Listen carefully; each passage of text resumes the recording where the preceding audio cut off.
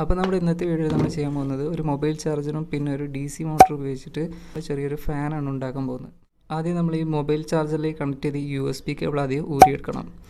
ഇതുപോലെ ഊരിയെടുത്തതിന് ശേഷം നമ്മൾ ചെയ്യേണ്ടത് ഈ കേബിളിൻ്റെ ഈ ഒരു ലെങ്ത്ത് വരെ നമുക്ക് കട്ട് ചെയ്തെടുക്കണം. ഏകദേശം നമുക്ക് ഈ ഒരു ലെങ്ത്താണ് വേണ്ടത്. ഈ ഒരു ലെങ്ത്തിൽ ഞാൻ കട്ട് ചെയ്തെടുത്തിട്ടുണ്ട്.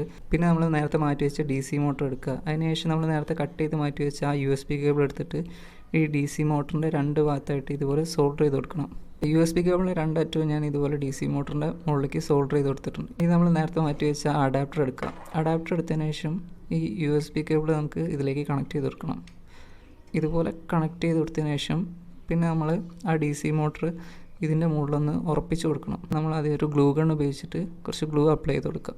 ആദ്യം നമുക്ക് അഡാപ്റ്ററിൻ്റെ മുകളിലേക്ക് ഗ്ലൂ അപ്ലൈ ചെയ്ത് കൊടുക്കുക.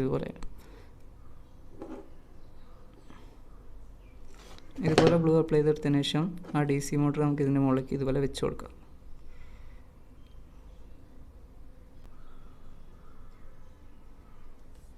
പിന്നെ നമുക്ക് അതിലേക്ക് ആവശ്യമുള്ളൊരു DC മോട്ടറിൻ്റെ ലീഫാണ്. ആ ലീഫിൻ്റെ നടുക്ക് ഭാഗത്ത് കാണുന്ന ആ ഹോളിലേക്ക് നമുക്ക് DC മോട്ടറിൻ്റെ ആ റോഡ് കണക്ട് ചെയ്ത് കൊടുക്കണം. ഇതുപോലെ കണക്ട് ചെയ്ത് കൊടുത്താൽ നമ്മൾ അഡാപ്റ്റർ ഫാൻ റെഡി ആയി കഴിഞ്ഞു. ഇനി നമുക്ക് അഡാപ്റ്റർ പ്ലഗ് ചെയ്തിട്ട് അതിൻ്റെ വർക്കിംഗ് ഒന്ന് ടെസ്റ്റ് ചെയ്ത് നോക്കാം.